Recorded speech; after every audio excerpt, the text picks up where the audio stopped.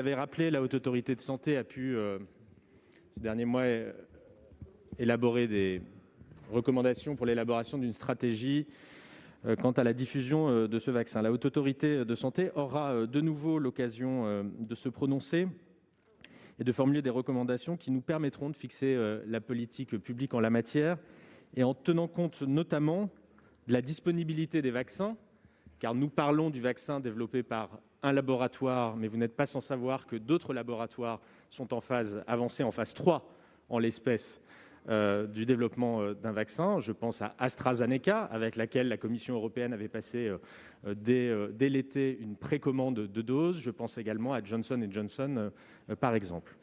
La Haute Autorité de Santé devra donc s'exprimer en fonction de la disponibilité de ces vaccins, mais également tenir compte du profil spécifique de chacun de ces vaccins, puisque vous le savez peut-être aussi, 2 doses pour Pfizer, 1 seule dose pour un certain nombre d'autres vaccins. Donc vous voyez qu'il y a encore un certain nombre de paramètres que nous ne connaissons pas, que nous ne maîtrisons pas, et sur laquelle la Haute Autorité de Santé aura à se prononcer afin d'élaborer cette stratégie que vous appelez de vos voeux et que nous partageons évidemment. Avec une anticipation, je vous l'ai déjà dit, de la part du gouvernement, notamment sur tous les aspects plus opérationnels et techniques. J'évoquais tout à l'heure la précommande de matériel permettant de maintenir à moins 80 degrés ce vaccin développé par Pfizer, ce qui ne sera peut-être pas le cas d'ailleurs des autres vaccins. Nous attendons les résultats des recherches.